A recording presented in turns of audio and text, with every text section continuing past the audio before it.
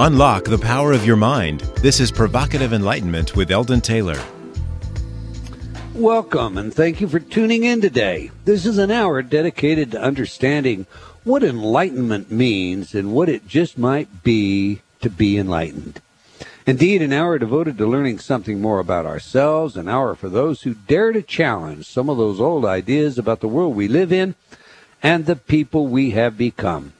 An hour for the adventuresome, willing to evaluate their experience as inseparable from the total knowing of their reality.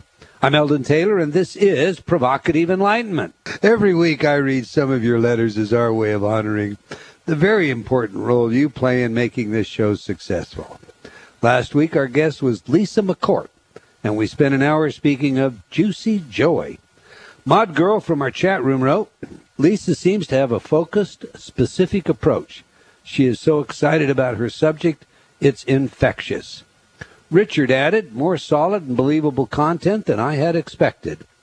Donna wrote, I always love your shows and never quite know what to expect.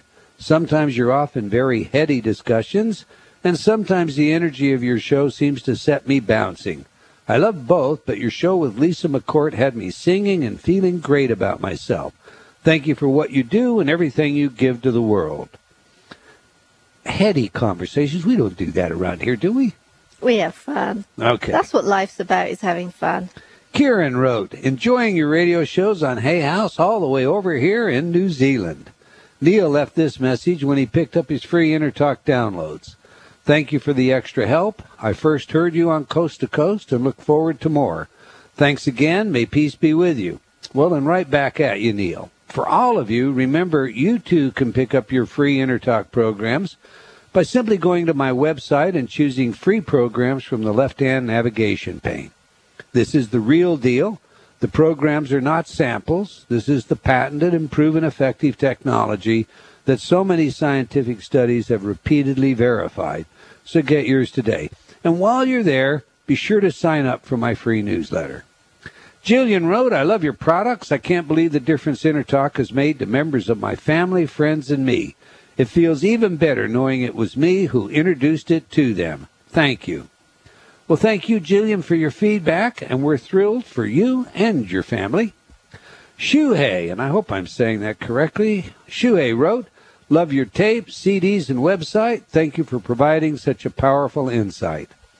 Diana wrote, I heard you on Coast to Coast and was impressed with your observations on how our culture, media, affects us and how we tie ourselves into our belief structures.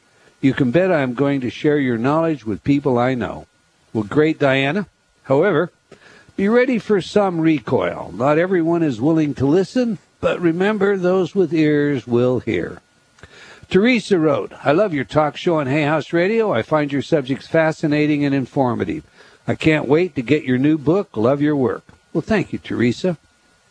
Lester wrote, your new book, I believe, should be required reading for everyone. I am so impressed with how well you have distilled the importance of our every little belief. I honestly had never thought of them in the web-like way that they grip us. Thank you for this profound and timely masterpiece. I like that one. Wow. I do. Thank you for your feedback, Lester. And while we're on the subject, the ebook version of I Believe was released late last week. Now, I mean, we're sold out. Hay House is back ordered now. I heard yesterday over 5,000 copies. So, it might be the way to go is to get the ebook version. So you can now get it anyway for your Nook or Kindle or iPad and so forth. And you'll still get the bonus InnerTalk CD as a download. Check it out. You won't regret it. I really believe this book can be a genuine game changer. Okay, now, Rav. This one was directed to you in last week's chat room. Jen wrote, Ravinder, I wanted to tell you I have been playing the free download from the book, and my son, 3 and autistic, started saying complete sentences. He was saying phrases. I am truly, truly thankful. Well, I'm thrilled for you, Jen. I know Ravinder is too. Do you want to add anything to that, Rav? I think that's fabulous. I enjoy hearing those kinds of stories. But, we've actually had a few of those regarding children with autism working with our programs. And it's not just one particular title. I think it has more to do with the technology itself. simultaneous delivery. I'm certain of that. Yeah. Go ahead. Yeah, saying that being said, we also do get lots of comments from parents who have their kids work with the programs, and they all report. I mean, I've heard from people saying that their kids learn to talk faster that way. They just learn faster if they're subjected to the inner talk programs real young. I remember, and I know you know who I'm talking about, a very famous quarterback who I can't mention because of agreements, publicity arrangements, and things of that nature, who almost in tears talking about how his son initially began speaking to him. I had that telephone conversation with his agent, and it was, incredible. And if you think about it, that's really, really pretty impacting that, you work so hard with a child, and then suddenly they begin talking to you and expressing. That has to be just a spectacular moment. It is. One day, I do think we'll find a way that we reverse that situation. But today, it's still a very moving target, and it's just a tragedy that the numbers of autistic children are growing as rapidly as they are in our society. Well, all right. That's all the time we're going to take for letters today, but I do invite you to opine by sending your email to eldon@eldontaylor.com or by joining me on Facebook. We can't get all of your letters on the air, but they do impact our programming, and I thank you for your feedback and support. Now to today's show, Holistic Nursing and Rituals of Healing. Barbara Montgomery Dossey, RN, PhD, is expanding the domain of traditional nursing. She articulates how healing is promoted by attending to the delicate interaction of body, mind, and spirit, and how centuries-old concepts can be successfully applied in the care of patients today. Barbara is a fellow of the American Academy of Nursing. She is certified in holistic nursing. She is a nine-time recipient of the prestigious American Journal of Nursing Book of the Year Award. She was awarded the 1985 Holistic Nurse of the Year by American Holistic Nurses Association, the 1998 Healer of the Year by the Nurse Healers Professional Associates International, the 1999 Pioneering Spirit Award by the American Association of Critical Care Nurses, to mention but a few of the many outstanding awards she has earned during her prestigious career. Dr. Barbara Dossey is the author of many award-winning books, but today we're going to focus on her book, Holistic Nursing, a Handbook for Practice. This is a book that guides nurses in the art and science of holistic nursing and offers ways of thinking, practicing, and responding to bring healing to the forefront of healthcare. Using self-assessments, relaxation, imagery, nutrition, and exercise, the book presents expanded strategies for enhancing psychophysiology. Now, you'll discover today during this show that this book has a great utility for everyone, not just nurses, concerned with or about wellness. So let's get her in here.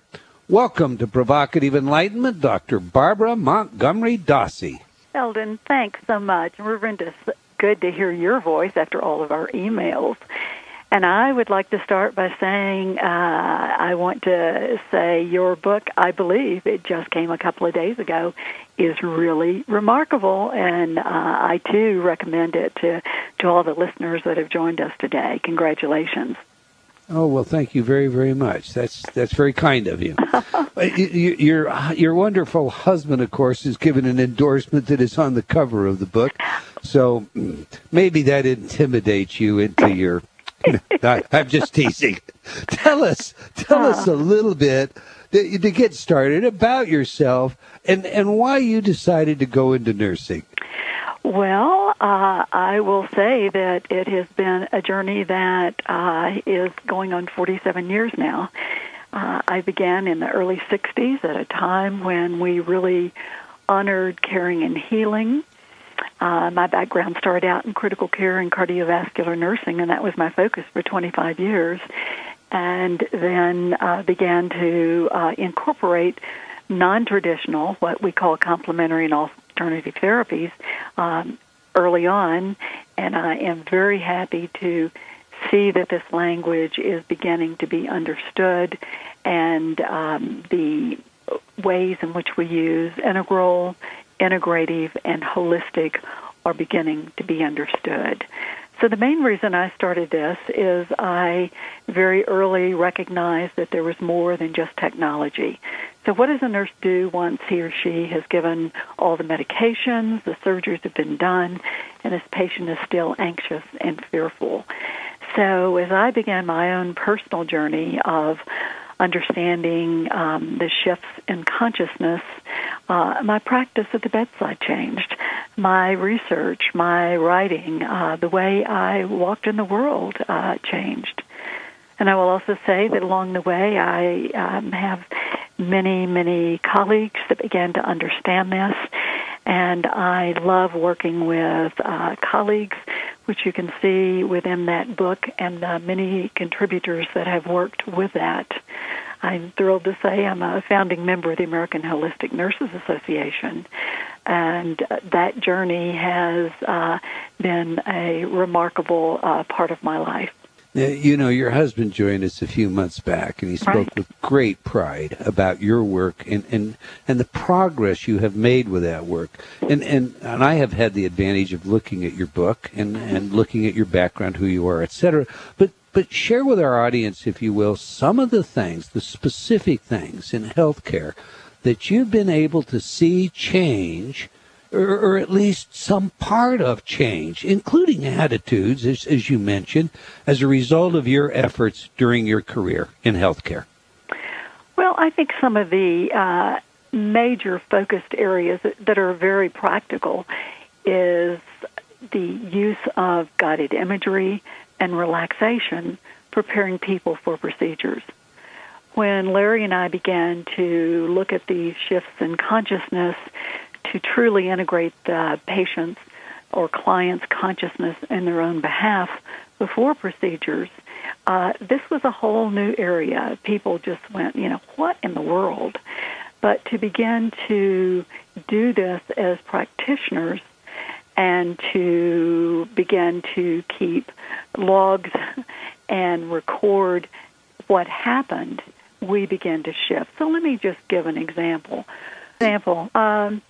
A patient getting ready to go for surgery, extremely fearful, and having about an hour before he went to surgery, I just said, "Tell me what's going on."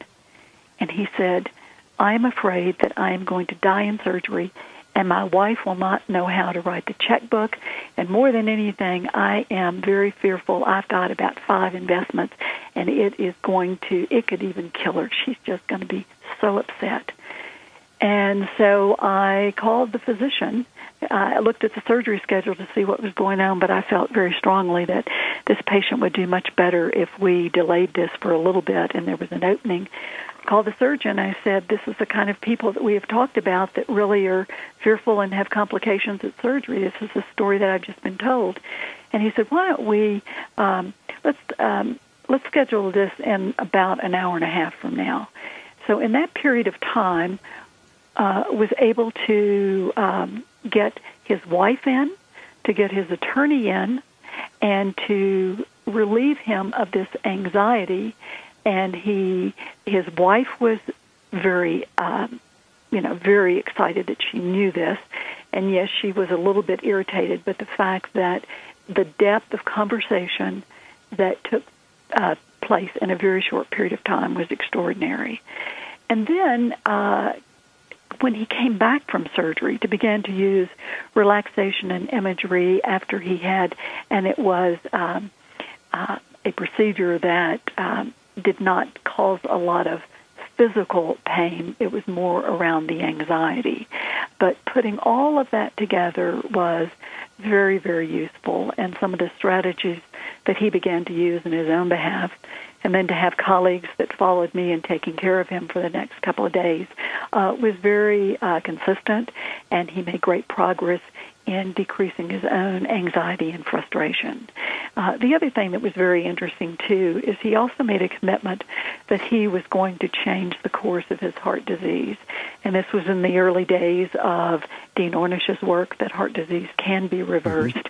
And this guy did make major changes, and I followed him off and on for over a year. He dropped about 40 pounds. He reduced the stress in his life and began to move forward. You know, you just described optimal health care. You know, that's the word care. That's what care means. Right. Now, your book is used as a textbook by some for nursing. Correct. So there are several areas that I found quite remarkable, considering who typically would be in the market for your work and what our perception of those people would be. I mean, for example, you set out theoretical chakra emotion-based relationships in your discussion about energy healing.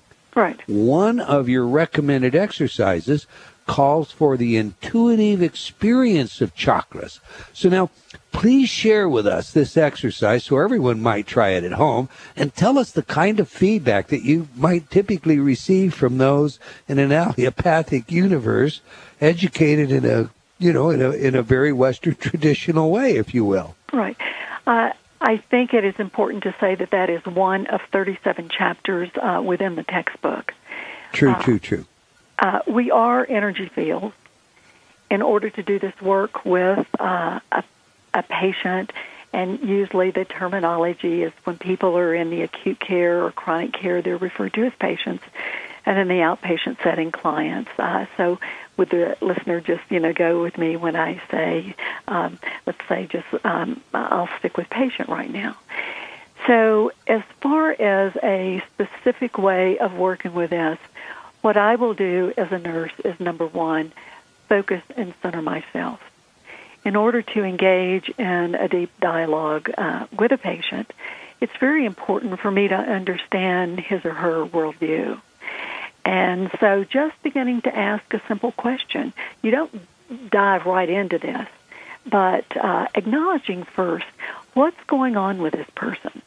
What is it that they are most concerned about? Because in order to connect deeply with another, this is not about my agenda as a nurse. It's about me connecting with this patient and finding out the things they are most concerned about. So let's say if it's a patient getting ready to go for a surgery, and they say, I am just so fearful about having the anesthesia. What if I don't wake up? Well, what am I hearing from that person right now? I am hearing that they are blocking, they are anxious, and how can I use my voice as a therapeutic instrument in the healing process? And at that particular point, I would begin to watch patterns that I can observe within this person, and then those patterns that I intuitively feel that I cannot see or I do not know. And my way of doing it would be to ask that person some specifics about them. And the way I work with energy healing is to invite them to find out what their favorite colors are, what they know about the rhythmic breathing process, and then I will begin to, again, listening to their story. Where do they feel the tension and tightness in their body? Is it in their head? Is it in their gut? Is it in their feet? And listening to their story. So we give a lot of suggestions in the book, and there are many chapters with different ways. But that is the key, I believe, in letting this work evolve, is finding out what specifically is going on right in this very moment with that person. While we're on this subject, I have to ask you, because, you ask specific colors. What is your favorite color? How does that relate, in your view, the answer that you might solicit with that question, to assisting you in understanding the client or the patient? Well, one of the things is, first of all, as the guide in this process, my responsibility is not to change quickly. For example, if the patient says to me, I am so anxious, right now all I can see is a black hole. So what I would do is I would invite them and say, can you imagine what it would be like if that color could shift just a little bit? Is it a possibility that you might see just a teeny speck of light? And again, wrapping the whole story around it. And what I will listen for are specific words of an opening. If that person is in a funk and a deep hole, I have to be careful not to shift fast. I have to be willing to work with that person to let him or her begin to lift up a space from where they are. And what I find in doing this work is that when I am coming from my deepest, most present self, and I would also like to say the importance of doing this work is that nurses and other healthcare providers and healers of other traditions that are doing this work, they recognize the importance of intention. And intention is that I am a facilitator of a process.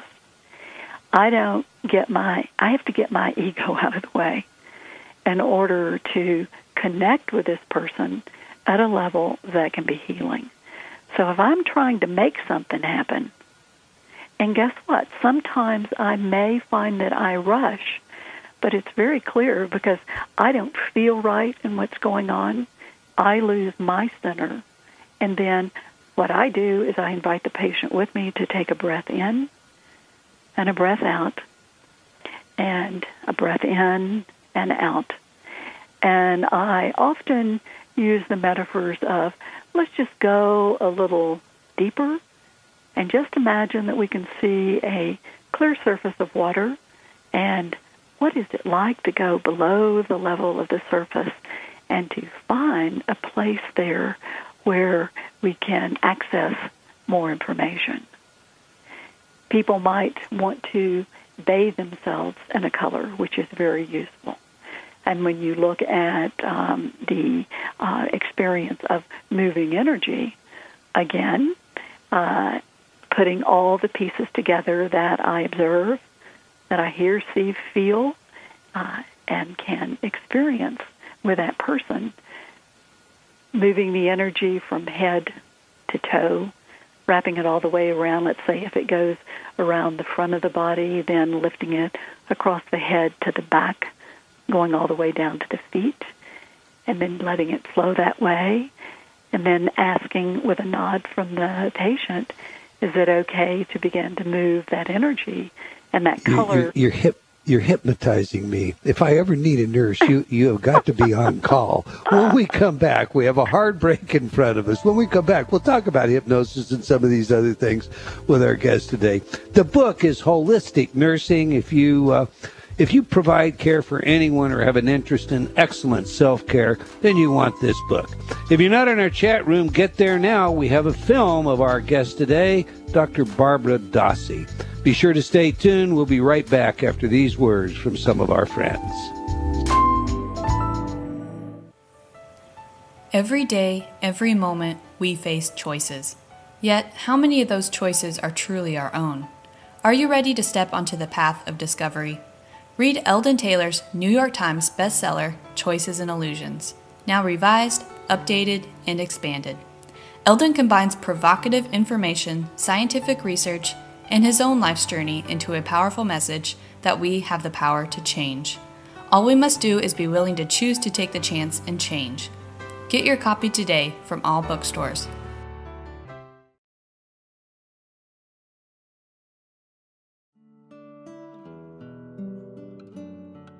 Have you talked to yourself lately? What does that inner voice say? Are you constantly hearing negative feedback? Ready for a change? Inner Talk, Eldon Taylor's patented subliminal technology, can do just that. Change your inner self-talk.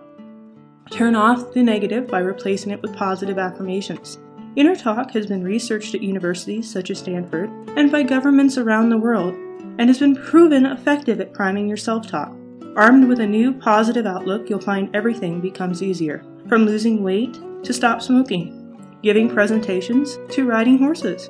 Learn new things to being a powerful salesperson. Choose your title for change today. Visit www.innertalk.com. That's INNERTALK.com. innertalk.com.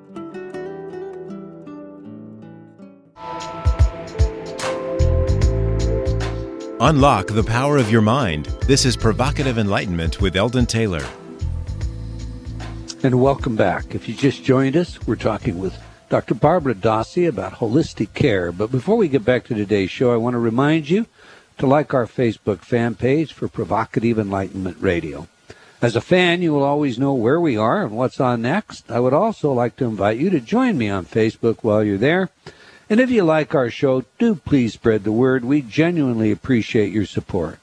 Okay, before the break, we were discussing how Dr. Dossey used colors. And so I have to ask you, you discuss auras in your book. Years ago, the work of a Russian married couple, the Kirlians, led to the development and use of Kirlian photography for diagnostic and prognostication purposes. In other words, and I'm sure you're aware of this, the aura, or as it's sometimes called in science, bioplasma, was seen as being capable of indicating disease. So my two-part question, Dr. Dossey, one, are you familiar with her work? And two, do you see auras yourself, sense them, feel them, or deal with patients in this way? I don't know that work. I will have to look that up. And yes, and I don't consistently see them, but what I do is more feel. So using the questions that you have just posed here, I think that what would be very useful is for us to look at why we're having this discussion right now. Good. We have a lot of stress in being alive as a human right now. And much of the focus in healthcare is on curing. And I'm specifically speaking about the elimination, the resolution, or the eradication of disease symptoms. And this may or may not end a patient's distress or his or her suffering. The understanding of energy and auras, relaxation, imagery, self-suggestion, this is about healing. And the key that is so important is that every one of us are on this lifelong journey into wholeness.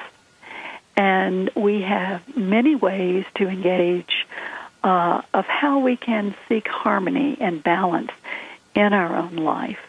And when we do it in our own life, this requires us going into our own interiority. Many people, when they get frustrated and anxious, they look for something outside themselves. Now, speaking about your tapes, that would be using an external CD, but what it is doing, it is guiding, it's helping teach that person to access that profound depth of healing that they have within themselves. So yes. It is this interiority that is so important that each of us must take quality time every day to get in touch with the guidance that resides within us. And what may work for me may not work for you. And we only know what our best tools are when we take that time. And frequently what happens is an alarm clock will go off at 5:30 or 6 in the morning.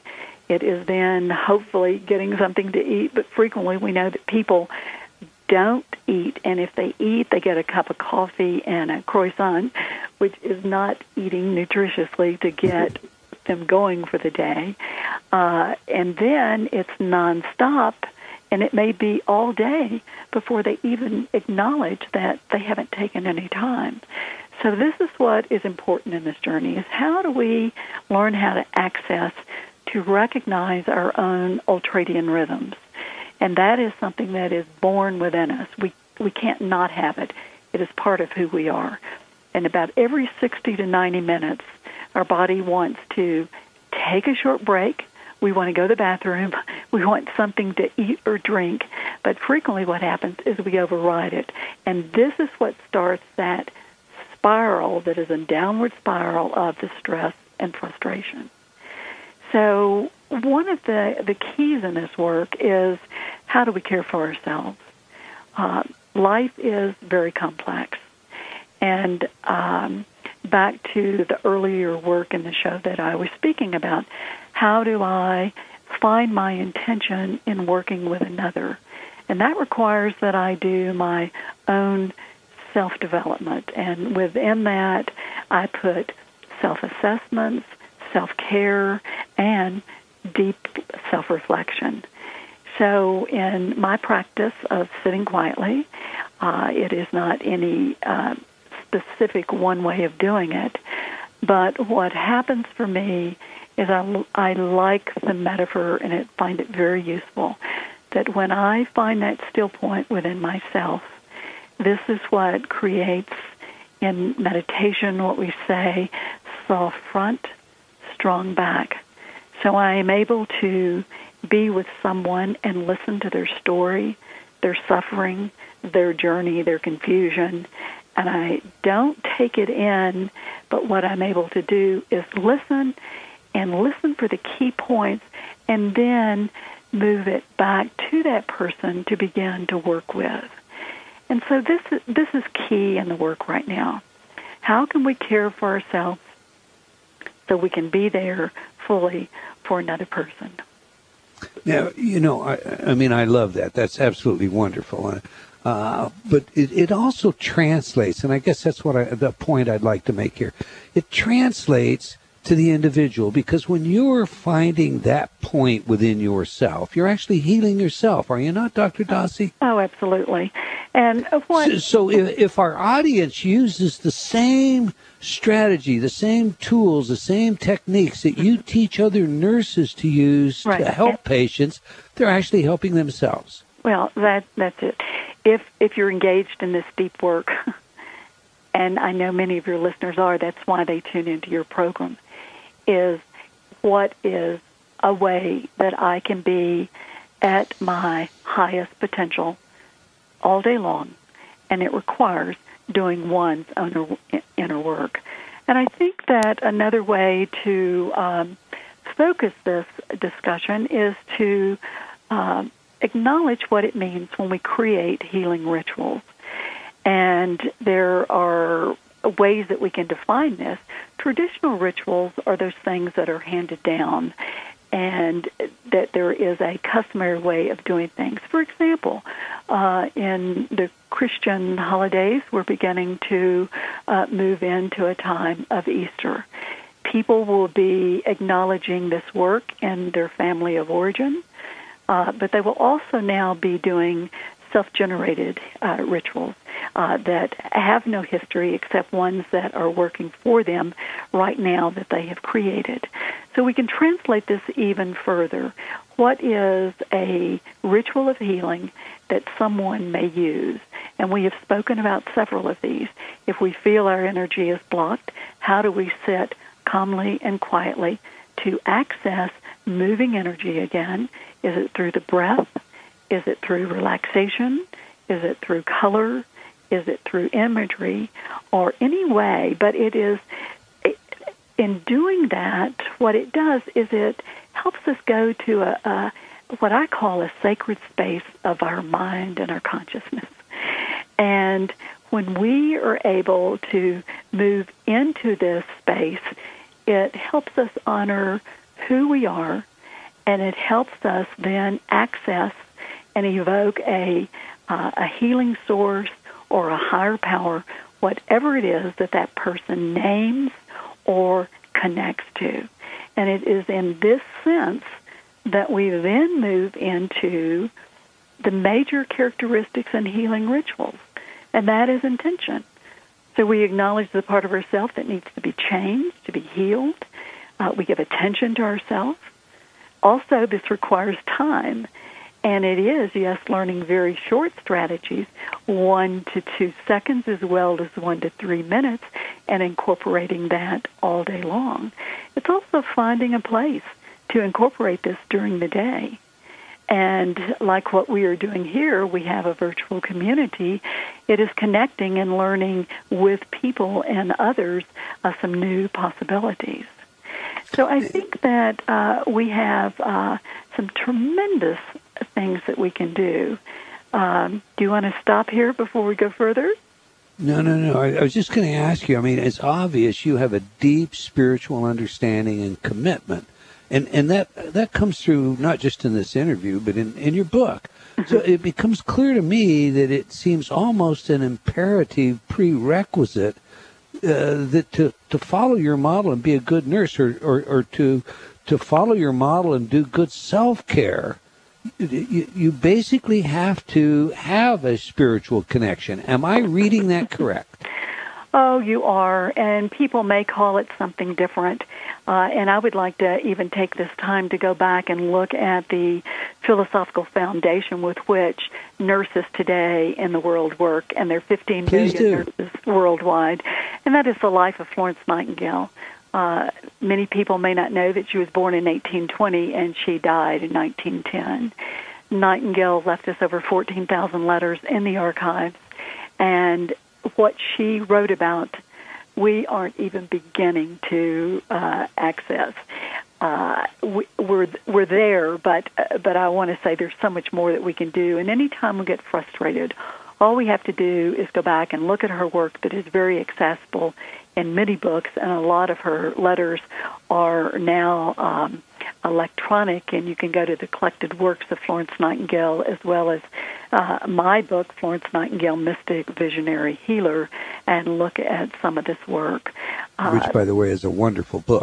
Thank you.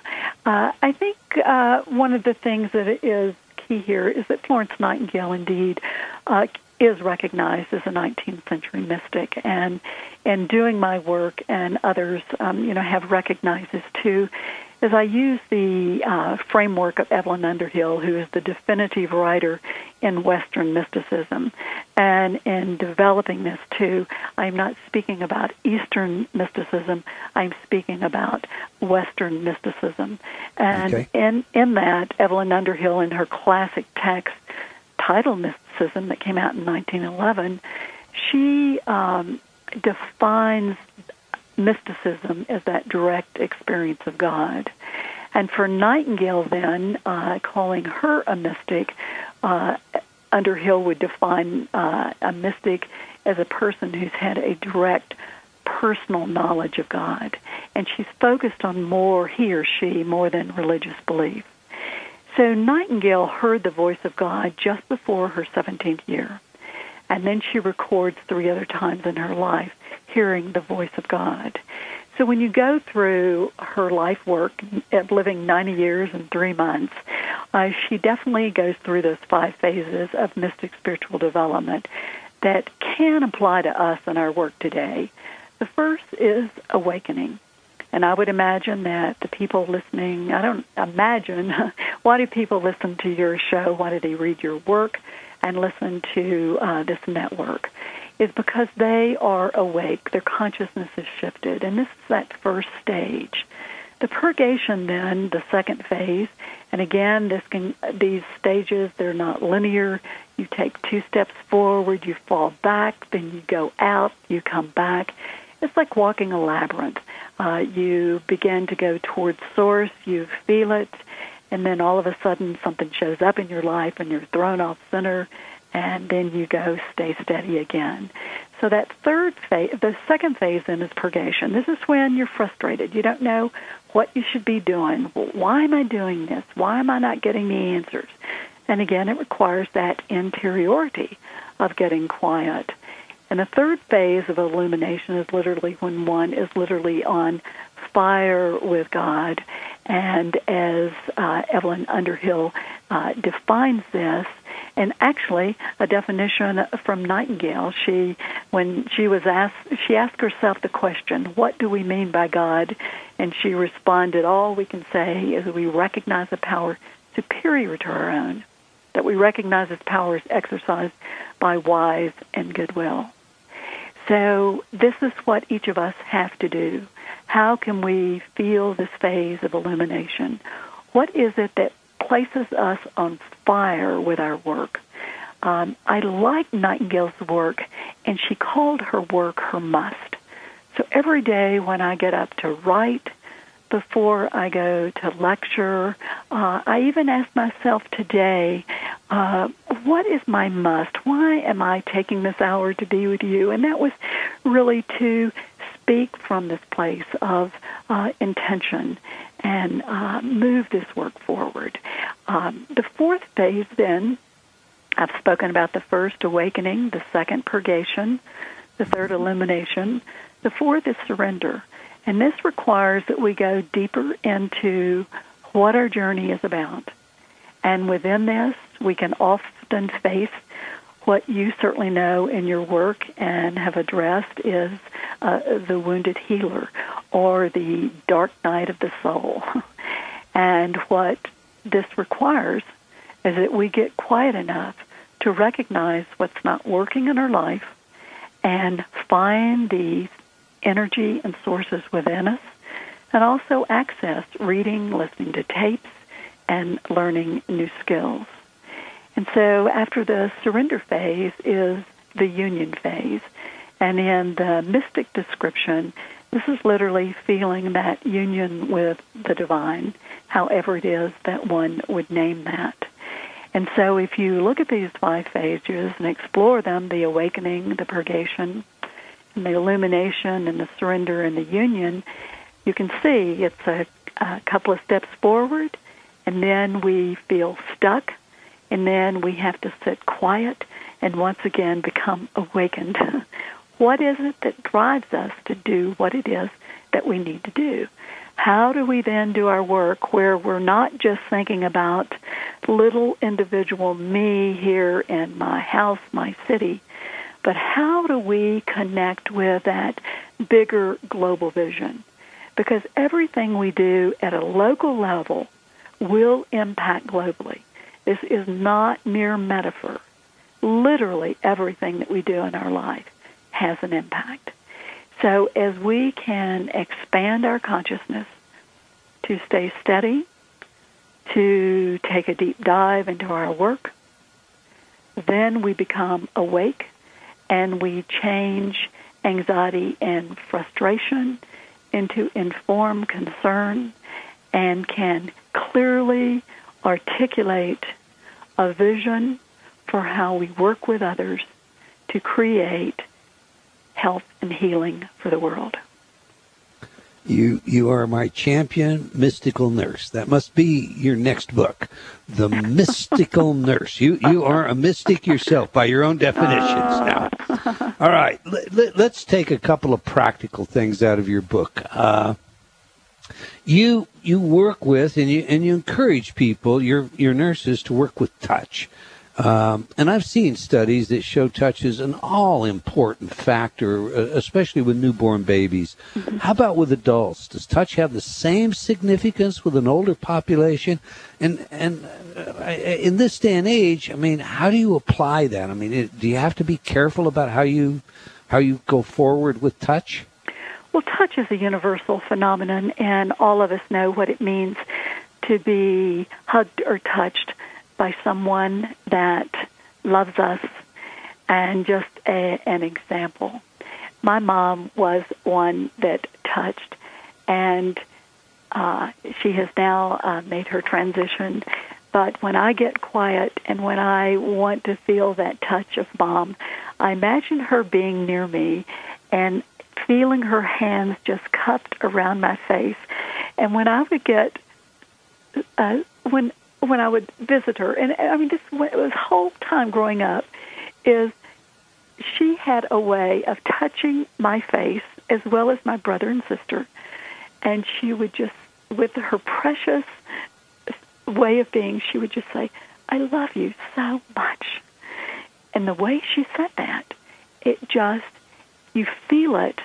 I feel it in my bone, in my blood, and my very being.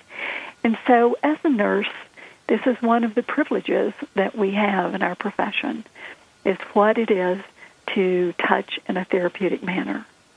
So nurses all day long are with patients, with clients, And touch is something that you know how to do skillfully. And there are also times where you know it's not the right time to touch a person, but simply to hold space. And let me give you an example there.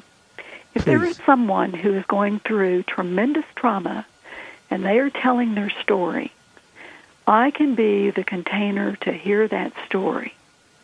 But if I reach out to start patting that person's knee or their arm, I could very easily, with that touch, break them from continuing that story where they are, because I'm sharing a story with which they are telling a story, I am listening. And then all of a sudden, if I touch in a certain way, they can break that, and all of a sudden they go into their story. Oh, no, I'm talking too much. I've told too much. Oh, she's thinking I need to stop. Do you see what I'm saying? So I do. It's holding the space. And there are times that nurses know exactly when to touch and when not to touch. You also incorporate, and I want our listening audience to know this, because I really think that you have a much larger audience for your book, Holistic Nursing, than just nurses.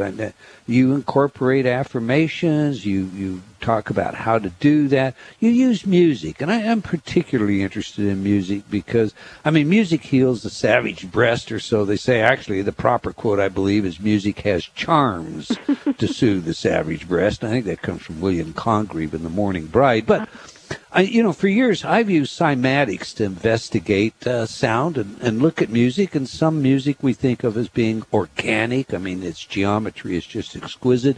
And some is totally discordant.